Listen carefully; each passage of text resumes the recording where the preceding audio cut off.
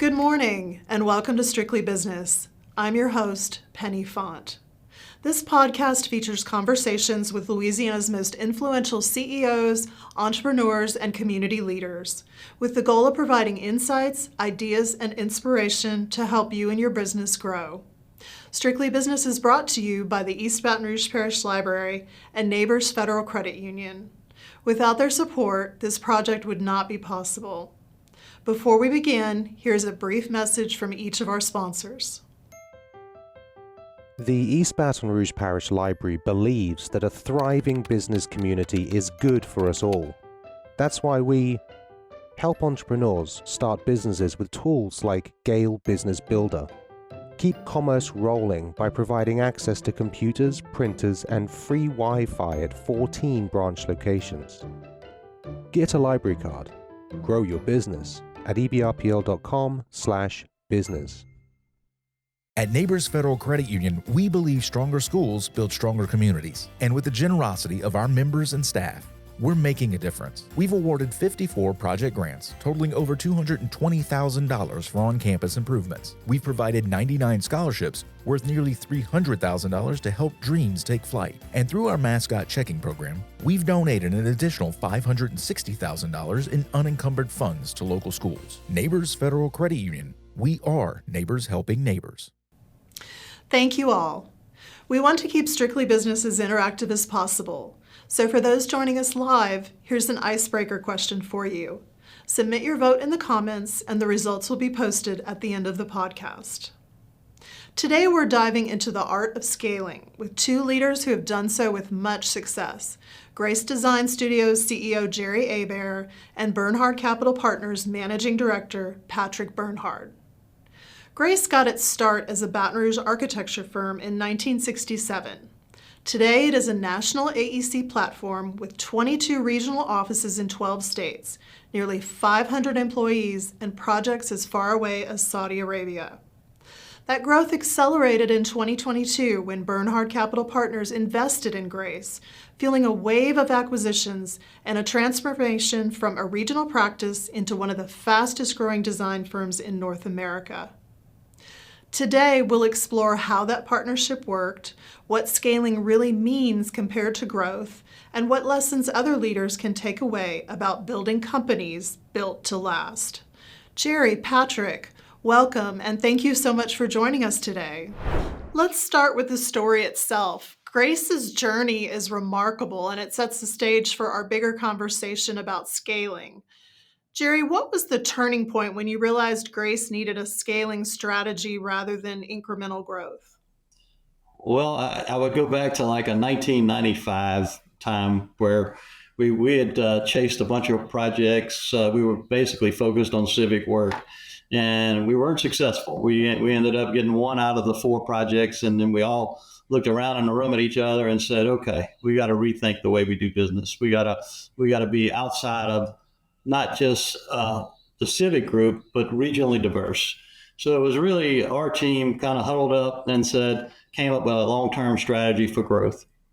And then we started that process, prior to joining the Bernhard team.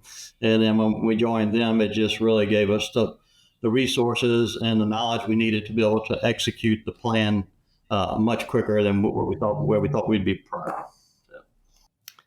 Patrick, why did Bernhard Capital see architecture, which historically is underinvested by private equity, as an opportunity worth betting on?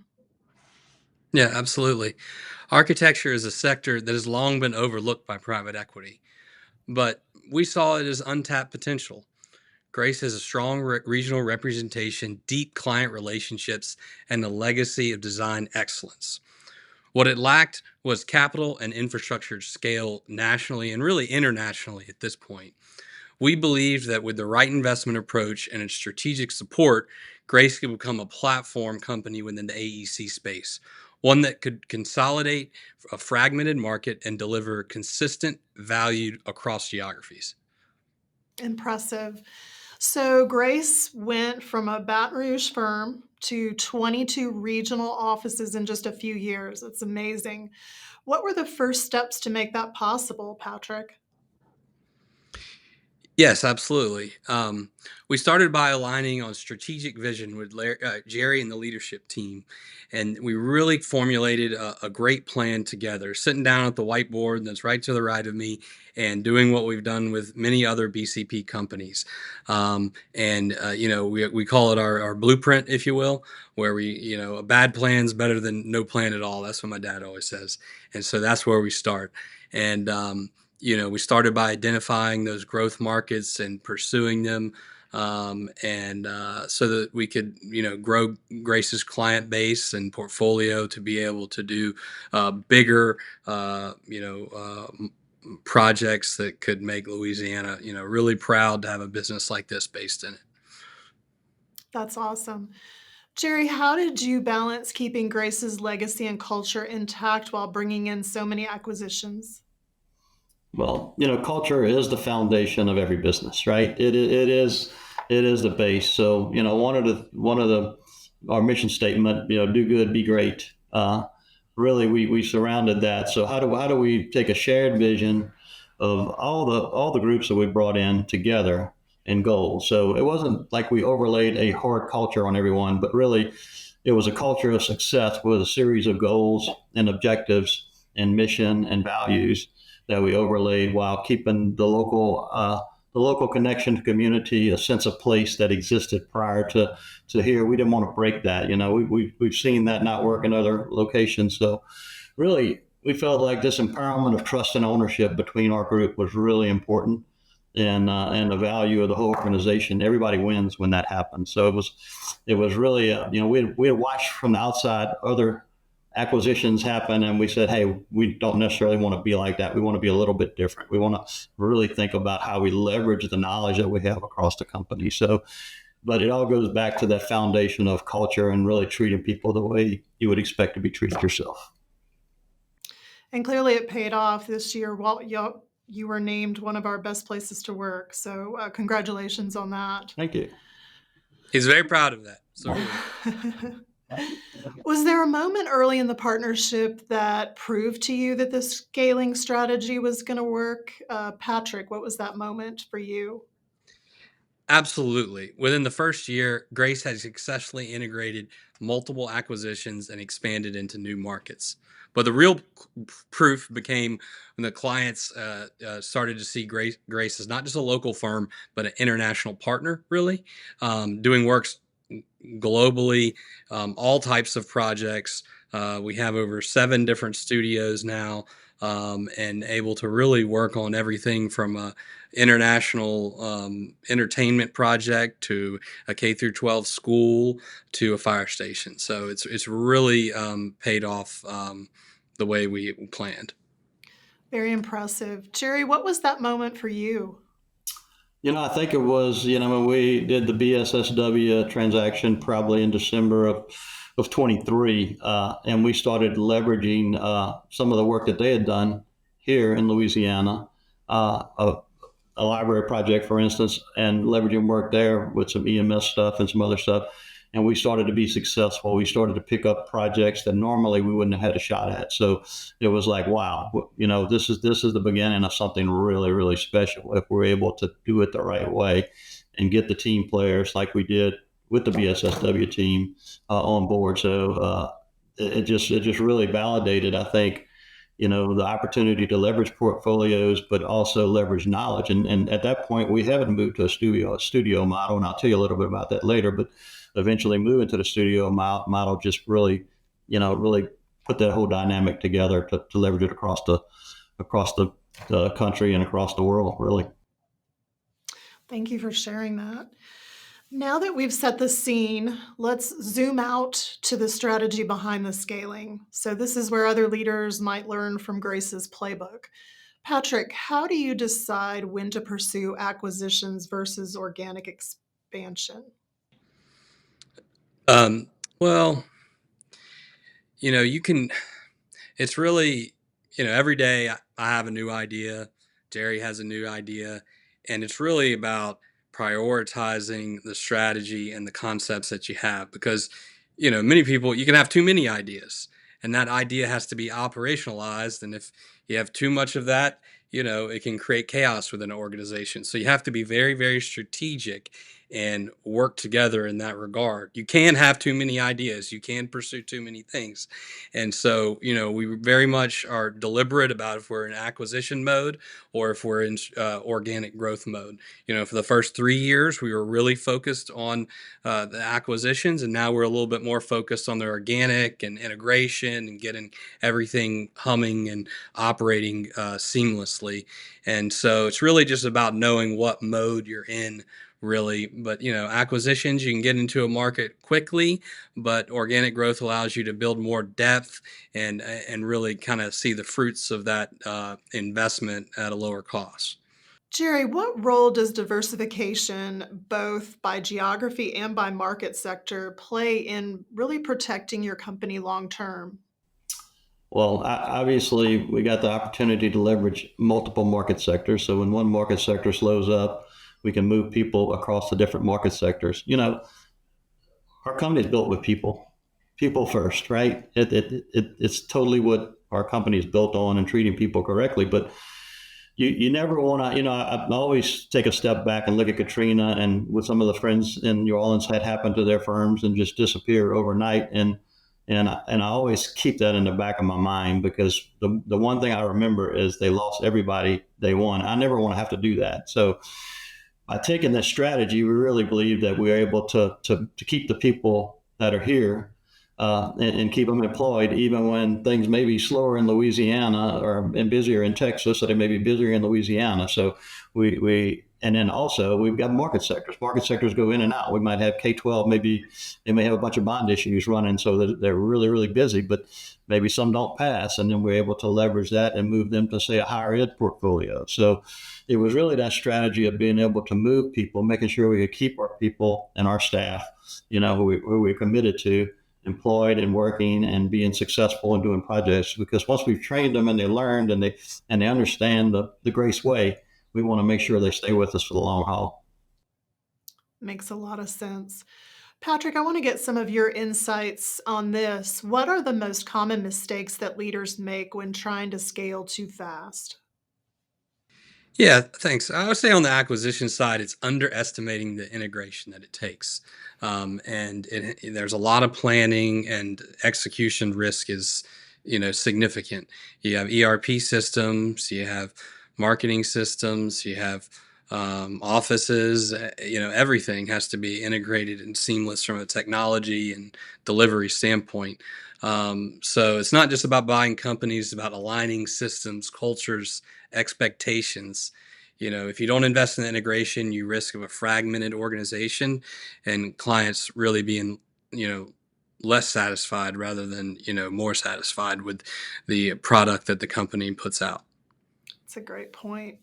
Continuing that further, Jerry, how do you keep quality and client experience consistent with operations spread across multiple states? Yeah, so one of the things that we've done is we've got a firm-wide standards, design, delivery, and quality, but we call them as guardrails. We never want to lose the capability for somebody to think, right? Somebody to think outside the box. This is the way you have to do it. This is the way you have to do it. But we set a set of guardrails that they kind of stay within and understand where they can go, with the creative discipline that we want to overlay inside of our company, because we are architects, right? We want to do great buildings. We want to do great work. We're excited about, building projects. We learned really quickly. We had a client that we were here in Louisiana. They found out we're Dallas. They wanted us to go to Dallas when we had did the first transaction prior to the Bernhard capital transaction. And we got a call and said, hey, what we're getting here isn't quite the same as what we were getting in Louisiana. So, and it really got us thinking. So after that call, we huddled up and said, okay, we've got to create this guardrail. We don't want to tell somebody how they have to do the job, but we want to give them some guidelines as the parameters they need to stay in. So when somebody does a project with Grace in Baton Rouge, or they do a project with Grace in South Carolina, it's pretty similar process and feel, especially the clients that we're delivering similar services to, say a K-12 client or a healthcare client. So, alignment and shared drive, shared vision, shared goals, really just doing it right every day, all day long, and taking care of the people that are here. Makes so much sense. Patrick, any insights you'd like to add from your experience?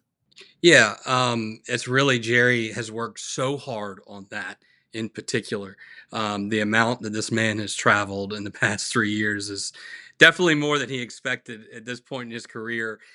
He finds it the utmost important to be in the office in front of individuals to really understand the wants and the needs to make them successful. And it's really about kind of that loop that he's created where he's listening as much as he's putting forward the strategy to these firms that we bring on, and it's really it's really been the key to it all, uh, genuinely. Um, That really does make a difference. You're right. Patrick, I want to continue with you. What financial infrastructure needs to be in place before a company can realistically scale? um, you really need robust reporting, cash flow visibility, and scalable systems. I can't emphasize that one enough. Without that, you're really flying blind. You don't know what your numbers are. You don't know the performance of the company in real time, and it's very, very important. So we built Grace with the financial backbone early. We brought in Walter Powell, who's formerly with Atlas Technical Consultants, another one of our portfolio companies. So every acquisition plugged in unified framework, and we're able to see exactly where we're at day one. Great. So this one's for both of you, and let's start with Jerry. What advice do you have for leaders considering private equity investment for the first time? Most important, there's no question about it. We were blessed, okay? And I'm not saying this because Patrick's on the call, but we had a relationship with the Bernhard Capital Group prior to ever doing this.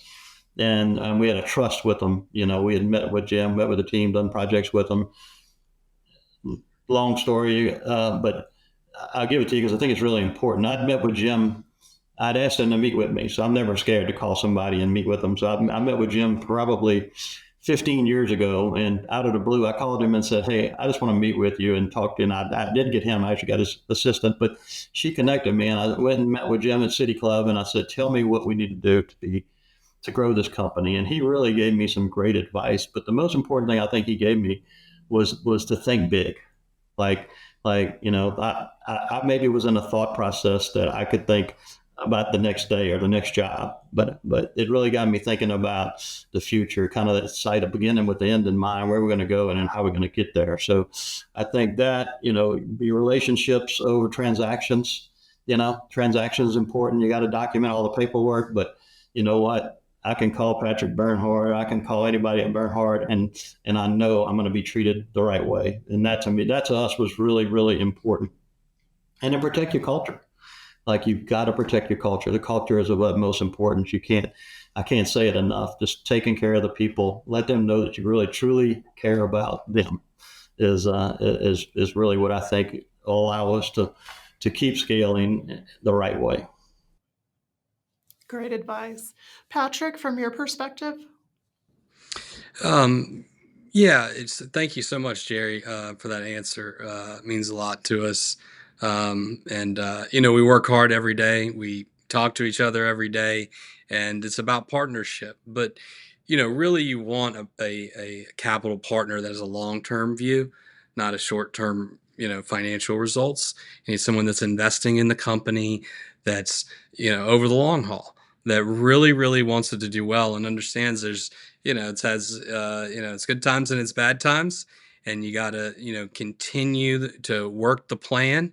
And when you continue to work the plan, you can be successful. So that's really somebody that's focused on the long term, not the short term. And that's what BCP is. We focus on operational excellence in everything we do. So we understand there's a lot of interest in what y'all have done here in Baton Rouge. So looking ahead, what scaling strategies will keep Grace competitive as more AEC firms follow your lead into private equity partnerships? Patrick? Yeah, absolutely. Well, we have the Louisiana touch, So, some people they want to, drive their business out of Louisiana. We're very proud to have grown this business as a predominantly Baton Rouge based team, like a lot of our teams are. And we believe that's advantage. We have enormously strong universities here that provide us with unbelievable talent that now has the ability to work on projects all over the world. I mean, you can go on Government Street to Jerry's office, and there's people working on projects in the Middle East. There's people working on projects in Florida, uh, Oklahoma, Seattle, Washington, really all over the world. Right here in Baton Rouge, same thing, Lafayette. UL has a great architecture school. We have great talent there. So we're proud to, have that strategic advantage. We believe it is, and we're proud of it. Jerry, what's your your strategy for ensuring Grace remains competitive as other AEC firms follow your lead? I think what we put together is really a team of experts that are second to none in what they do. So leveraging that expertise is of utmost importance, and really taking the young people, the young interns, designers, interior designers, accounting people, whoever they are, and not just getting them to do work, but teaching them the art and the skill of doing what we do. And if we can do that, then we have truly built a firm that will live forever, because it's important. And then treat them right and make sure they stay with us, right? And I think that's part of what we try to do. Really, that learning opportunity. I always tell the staff, the older staff especially, it's like sometimes they also, it's easy for me to just do it. Well, that's great. It's great. It's easy for you to do it. But what's most important is for you to teach a younger person how to do that, because you might not be at this firm forever, but if we continue to grow those young professionals inside of our company and giving them opportunity, we will be successful. It's a great perspective. So, kind of continuing on what we've been talking about throughout this conversation, scaling isn't just about capital and systems, it's also about people, keeping teams aligned, motivated, and connected as you grow. So, Jerry, what systems or practices have ensured that Grace's new offices felt like one company and not just a collection of parts?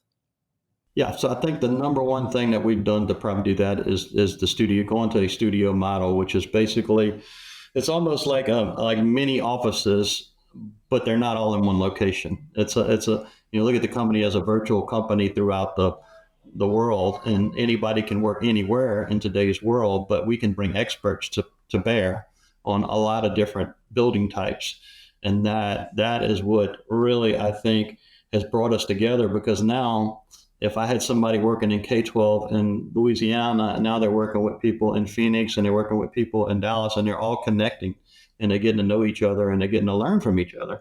So we can take the comprehensive knowledge from the entire team and leverage that for the next project and the next project and the next project, and really, really upgrade it. I think the best of the best, is the way I look at it. Like, take the best of the best and let's learn from them, and then champion these initiatives that we've started throughout the company, from AI to consolidated financials. I mean, it goes on. It's not just about architecture; it's about the whole company and leveraging all of that knowledge and power. And that's what's exciting to me. It gets me really excited when I start talking about studios and bringing. I can bring a healthcare expert anywhere in the country, and talk at a high level like anybody else in the country, and that's pretty cool. That's pretty neat, and I think that's exciting if you're an architect, right? If you're a young professional, I can learn. We can learn from one of the best.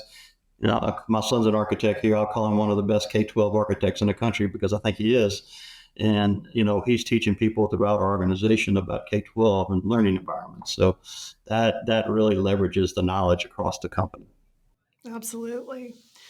Patrick, how do you evaluate cultural fit during an acquisition, and what red flags tell you to walk away?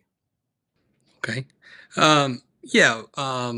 Jerry always defines culture as people walking in and out the door every day. Are they smiling when they're walking in?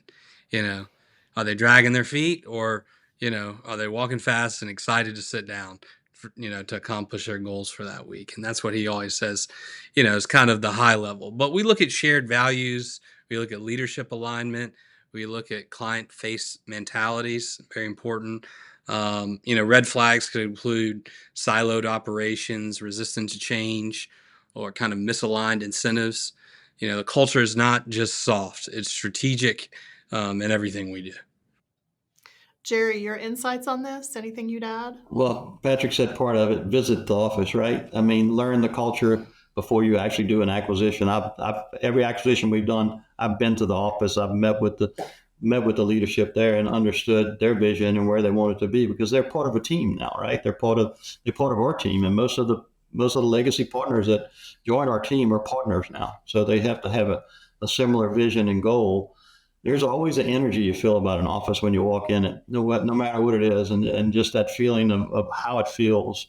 We look at high turnover. If we see high turnover, that's kind of a red flag to us.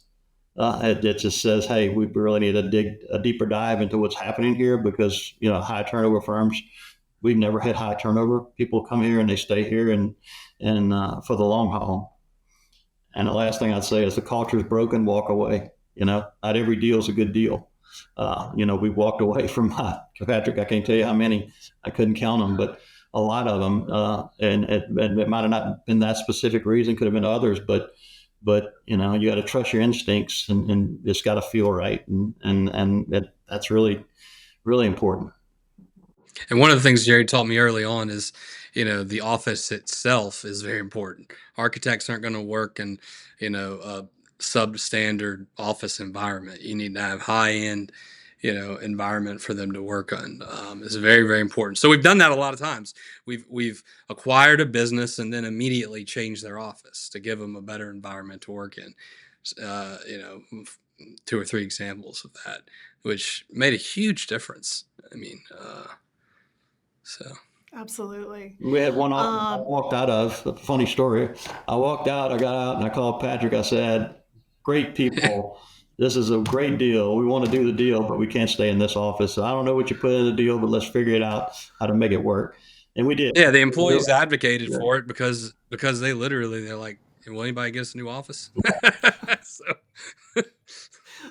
That's so we're awesome. proud to do that. So kind of continuing on that theme, Grace is known for weekly lunches, office events, your do good, be great value. So why is investing in morale, new offices, why is investing in morale such a key part of scaling? Jerry? Yeah, I think, you build a culture based on who you are and what you do and the way you treat people, right? I can't tell people how to build a culture. I can only lead by example, and I think I always go back to my dad and sitting around dinner table, right? And when I look here, I see that same thing. Like when we go and we sit around dinner table, it's a different level. So the Monday lunches really have become a staple. And I can tell you, when we brought it to other firms that didn't do it, that are now part of the Grace team, they came back maybe 3 or 4 months later and said, "Wow, that's just been awesome! Like we all get together on Mondays, and we never know who's going to be sitting on the side of us, and we talk about not necessarily everything, or sometimes we do lunch and learns, So it could be whatever it is, but I think good to great becomes part of that, and it's not always about just the work. It's about treating people right, understanding their personality, understanding who they are, because we all have to work together, and we spend a lot of time together. So I think that the cross pollination that happens at those times and throughout the company is really, really, really, really of utmost importance. Jerry, I want to continue with you. How do you protect entrepreneurial spirit as a company grows larger and more structured? Yeah, so I think that I would look at that a lot of different ways. The senior leaders still must teach, listen, and mentor, right? They've got to be an integral part of what we do here.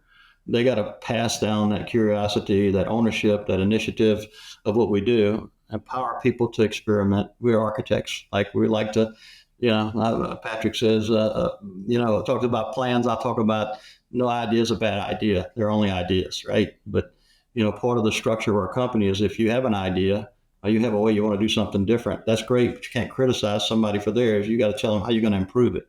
If I'm going to do this, this is the way I would improve it. This is the way I'm going to make it better.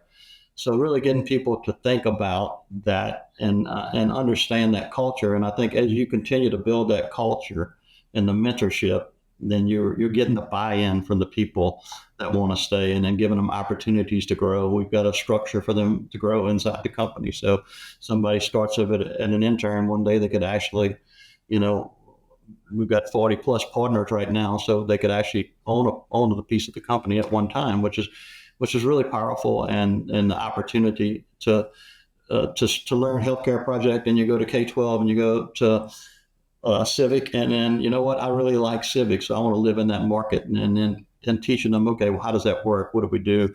How do we leverage that to be able to get more work? So I think the personnel that we put together, the staff across the country, the knowledge really helps us sustain that team, and keep them engaged in what we do here. That's wonderful. So before we close, I'd like to step back and hear your reflections, not just on what you've done, but on what scaling means for the future. So when you look back on this journey of scaling Grace, what's the single biggest lesson you want other business leaders to take away? Patrick, let's start with you. Alignment, I would say on the alignment. Alignment is everything. You got to get all the players on the team together, right? Nick Saban says you got to get the right players on the bus, get them in the right seats, and get them going the right direction. And so you need that alignment from the very beginning, and everyone knows where we're going and what the plan is. And then, you know, you just capitalize the momentum. You know, momentum's huge. People love momentum. You know, the feeling of being a part of something that's growing is euphoric throughout an organization. It really is. I mean, it makes you proud. It makes you happy. You know, you're going home and bragging to your spouse and your kids, we're doing this, we're doing that. And that can be exhilarating, especially in younger fields. You know, people that are younger, starting an organization, helping it grow. So I would say that's a big lesson in scaling momentum. That is so true. Jerry, what about you? I kind of said early, find the right partners. Number one, once you get a partner in, they're yours, and you got to find the right ones. And that goes not just from firms you may bring in that become part of the Grace team, but, starting out with Patrick and his team is not easy. Everybody fails. Our best achievement was the time we failed and we actually figured out what we had to do to be successful, because it really made us rethink everything, which is always my thing. Rethink everything, but analysis leads to paralysis. So you got to rethink it. You got to make decisions. Sometimes you're not going to make the right decision, and that's okay, because we can correct it, and we can fix it.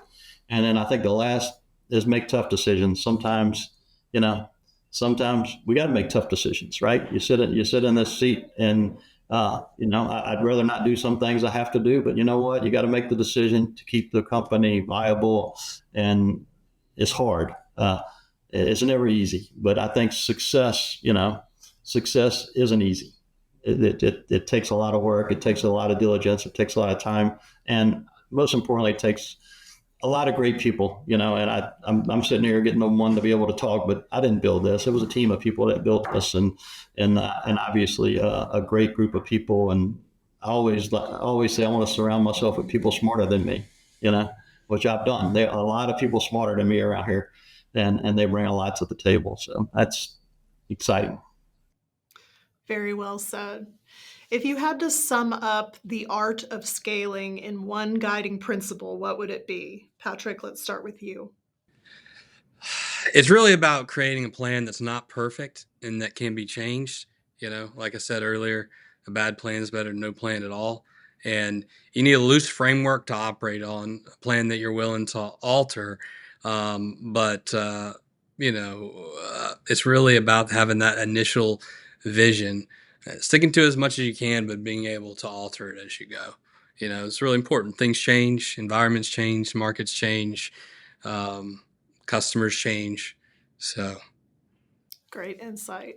Jerry, what about you? I kind of summed it up simply: design with respect for people, place, and culture. Like, if we can focus on people, place, and culture, I really do believe the rest of the things will fall into place. And because what drives our engine is the great people that work for us every day. So if we can keep that respect, we can keep that sense of place, and a culture that really is a positive environment and exciting. And I think we have long-term success. I love that. Let's end with this. Jerry, what do you hope the Grace story says about what's possible for Louisiana-based companies on a national stage? I think you could lead nationally, but stay rooted locally. Like Patrick talked about, all we have to offer here, the educational opportunities next to us and throughout the state of Louisiana, innovation, integrity, right? You got to make the right choice every time when you're in a business environment, uh, and inspire others, right? I mean, I can tell you, I mentor. Believe it or not, I've got 3 or 4 spinoff firms that came from this firm that I still talk to and mentor. They call me and give me. So it's, and not, we don't really compete against them. We're more friends, but I think, we all owe it to ourselves to take the younger generation, take the younger firms and help them build themselves up into something special. And I think that's really important. And I live my life on trying to help young people improve and get better, because you get to a point where that's what you want to do. That's like the important thing to me is, if I can walk away from this and I know that I've put a team of people in place that can really continue to grow and leverage what we've done, then I feel like I've been successful and the company has been successful. Patrick, what do you hope the Grace story says about what's possible for Louisiana-based companies on a national stage? Yeah, I mean, I think Louisiana-based companies, Louisiana-based people can do anything they want to do, anything they're willing to work for. Um, my wife's grandfather is A. Hayes Town. He's one of the most famous architects in the world, and you can go anywhere and they know A. Hayes Town. Okay, we have great people, we have great stories, and we have the ability to bring that to the whole world. And we have a lot more to offer, but we just need to work hard and believe we can do it. Very well said. Jerry, Patrick, thank you so much for taking the time to share your incredible story and your insights with us today. Thank you. We appreciate the opportunity. Thank you, and thank you all to the Business Report and the whole team for everything that you guys do, and really appreciate it. And thanks also to our viewers for tuning in, as well as our sponsors, Neighbors Federal Credit Union and the East Baton Rouge Parish Library, for making this experience possible. Please join us again for the December 17th episode of Strictly Business. Until then, on behalf of our show's director, Tim Coles, and me, enjoy and make your day a great one.